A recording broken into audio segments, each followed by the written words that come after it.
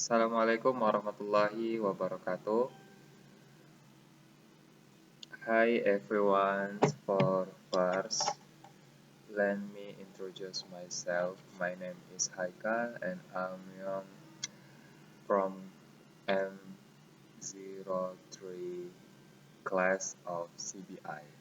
So today I will explain about uh, video pertama dan video kedua yang sudah saya compare. Jadi dapat saya simpulkan bahwa video pertama itu berfokus pada pengajaran bahasa Inggris melalui topik pariwisata atau tourism, yang dimana guru mengajak siswa mengeksplorasi alasan orang mengunjungi suatu kota dan menggunakan aplikasi komunikasi untuk berinteraksi dengan penduduk lokal di kota impian mereka.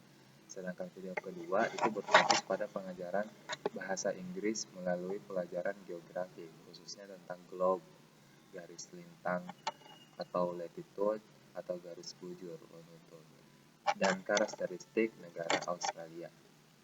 Nah, adapun analisis penerapan CBI.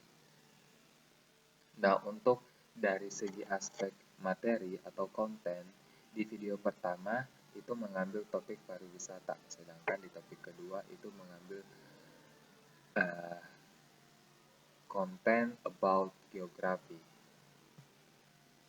And the second, dari aspek integrasi bahasa dan konten, pada video pertama siswa belajar bahasa dengan mendengarkan video promosi Bangkok dan mempresentasikan kota impian. Sedangkan di video kedua, the student is learning about istilah teknis seperti akuator, hemisfer, dan passive voice dalam konteks deskripsi lokasi geografis.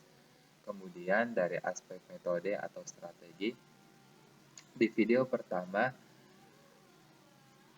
strategi yang digunakan yaitu communicative language teaching dan penggunaan teknologi untuk tugas nyata. Sedangkan di video kedua itu menggunakan Dictogloss atau mendikte teks Australia dan permainan mencari koordinat di globe.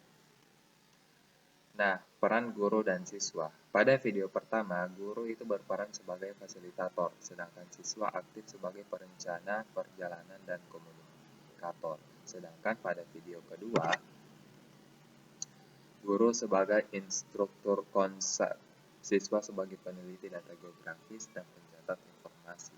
Nah, selanjutnya saya akan membahas kelebihan dan kekurangan. Pada video pertama, kelebihannya sangat praktis dan relevan dengan kehidupan nyata. Penggunaan aplikasi pihak ketiga memberikan pengalaman yang autentik. Sedangkan kekurangannya yaitu pada video pertama kita terlalu bergantung pada teknologi. Jadi,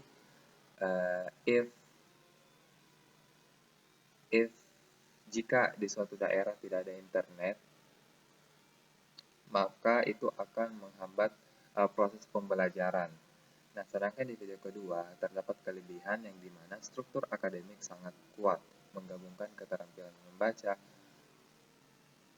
reading, mendengarkan, listening, dan tata bahasa secara padat dalam satu konteks ilmiah. Tapi tetap memiliki kekurangan di mana materi geografi dan teknik mungkin terasa membosankan bagi sebagian siswa jika tidak disampaikan dengan banyak interaksi fisik. Nah, what is the big compare antara video pertama dan video kedua?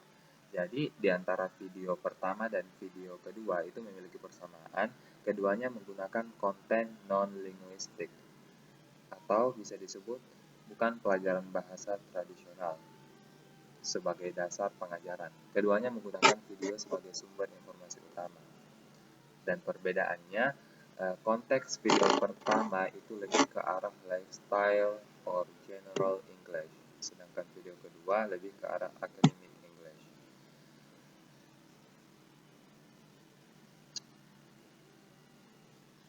Nah, pada video pertama itu siswa lebih ditekankan pada output berbicara atau presentasi, sedangkan video kedua itu menekankan pada input mendengarkan dan outputnya itu menulis dengan catatan yang terstruktur. Nah, refleksi pribadi. Pada pelajaran yang didapat, saya belajar bahwa CBI itu sangat efektif karena siswa tidak merasa dipaksa belajar rumus bahasa, melainkan fokus pada informasi yang menarik. Nah, bahasa hanya menjadi alat, bukan beban. Saya rasa penerapan di kelas, saya akan menerapkan CBI dengan memilih topik yang sedang tren atau relevan dengan hobi siswa saya, misalnya topik lingkungan atau teknologi, lalu menyusun kegiatan yang menuntut mereka menggunakan bahasa Inggris untuk memecahkan masalah dalam topik tersebut. Nah, saya rasa pendekatan ini sangat efektif karena meningkatkan motivasi intrinsik siswa untuk belajar bahasa secara alami atau subconscious sambil memperoleh pengetahuan umum yang bermanfaat secara bersamaan. Itu saja saya ucapkan terima kasih.